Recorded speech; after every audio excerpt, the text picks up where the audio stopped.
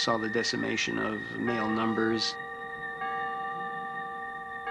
Some have argued that women were more immune to diseases that were rampant at the time, including the plague, so that you would develop this kind of disproportion within the population. Now, the importance of that in a patriarchal society is that women begin to outlive men, and not only that, women, because of their excessive numbers, do not find husbands. They don't marry and become, willy-nilly, independent. And in a patriarchal society, this is a very, very difficult thing to come to grips with. By the 16th century, women's rights to inherit and own property had been eroded.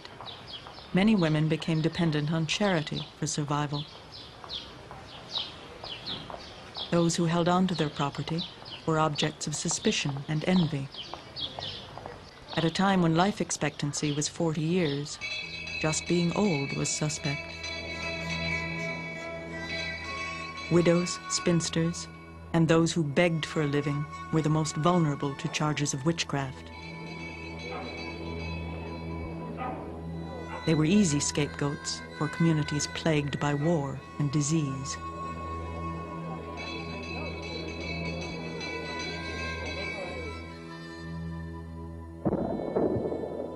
These were centuries of incredible strife, uncertainty, clash between Protestant and Catholic, and most important, a kind of groundswell of anti-clerical feeling.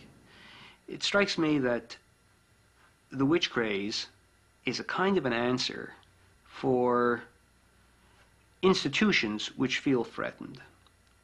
In other words, if one could convince the lower classes that their difficulties arose from the fact that witches were present and were blighting the harvests, were causing barrenness in the marriage bed, what have you, it would sort of take the pressure off the establishment. It's not the state, it's not the Pope, it's not the bishop who is the cause of your anguish. It's the cursed presence of the witches.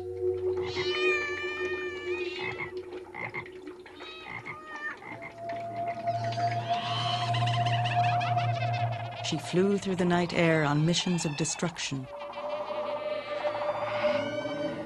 And everything she touched turned to death and disease.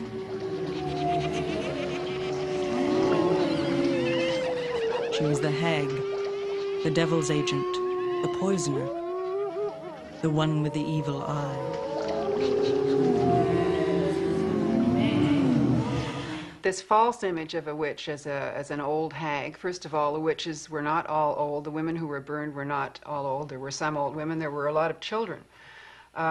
It certainly affected how we look at women today, and it's used as a great put-down that women are hags.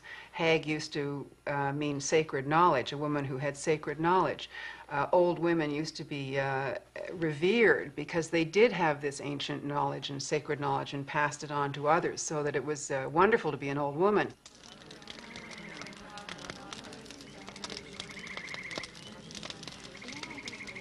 There is evidence that women did meet in groups to participate in the old rituals and to exchange news. But as the witch persecutions reached their height, meetings like these became more and more dangerous. Women who gathered at night were thought to be evil, an idea reinforced by the art and literature of the time.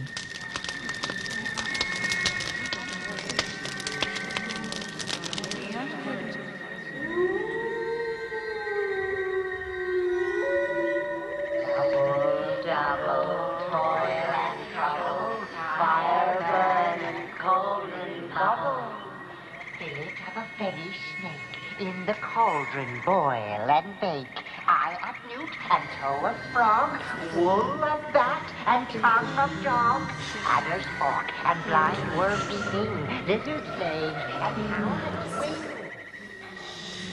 It was an age of superstition, and so no one doubted the existence of witches. It was difficult not to believe when thousands were being burned.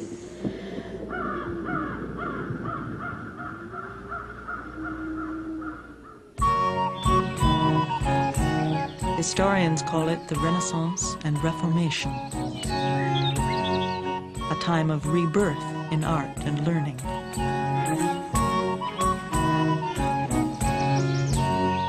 An age of church reform. It was also the dawn of the scientific revolution.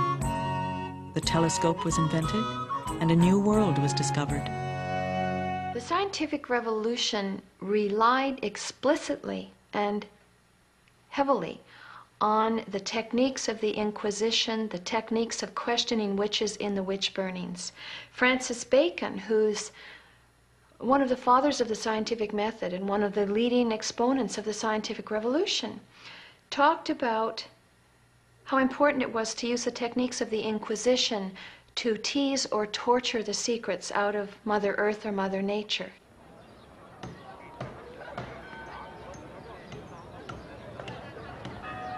It was an age that marked the rise of the bureaucratic state and the emergence of capitalism. In cities all over Europe, a new profit ethic was beginning to take hold. The witch hunts were a business. They were profitable. For each witch trial, there'd be meticulous bookkeeping. Every single step of the witch trial would be costed. There'd be a charge for going and getting the witch and seizing her. There'd be a charge for escorting her. There'd be a charge for locking her up and guarding her. There'd be a charge for someone to bring her meals if she were given meals.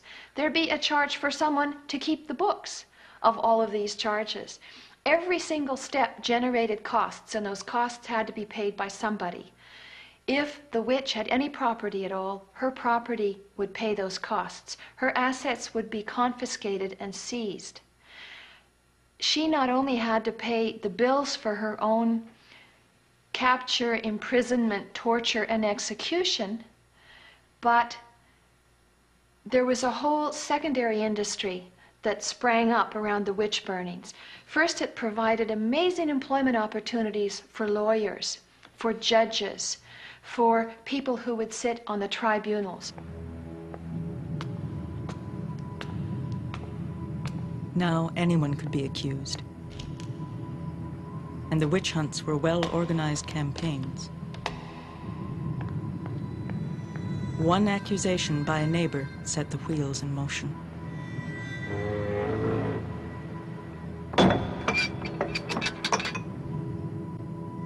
When a woman was accused of being a witch and went in front of the Inquisition, she'd be in jail, first of all. She may have been tortured first. Would have been out in the town square or in front of the town church. Because we're not talking about cities. This all happened in rural areas. Most of the witches were in rural areas, almost all of them. So it's a small town thing. Everybody comes out to look. The witch is brought out. She is, first of all, stripped of her clothes because she may have a spell in her clothes or something sewn into the hem which is made out of the skin of an unbaptized child or something like that. So she's stripped of all her clothes. She's shaved. Both the hair on her head and her pubic hair are shaved because hair has always been thought to have a lot of power. Even, you know, we know the myths of Samson and so on. But also that women, when they braided their hair, were thought to braid men's fate with this kind of thing. So it was a magic technique. So she had all her hair removed. But she had to approach the inquisitor walking backwards so she can't give him the evil eye. And the inquisitor is somebody who is from the city. He's been appointed by the church or in later times by the ruler or whoever was in charge. So this poor rural woman who turns around to face this man that she may never have seen anything like that before in her life, he probably speaks much better French or English or whatever than she does. So the witch approaching the inquisitor is just totally dumbfounded, has no idea what's happening to her. Many could not withstand the methods of torture used to extract confessions. Enclosure in the Iron Maiden was like being buried alive.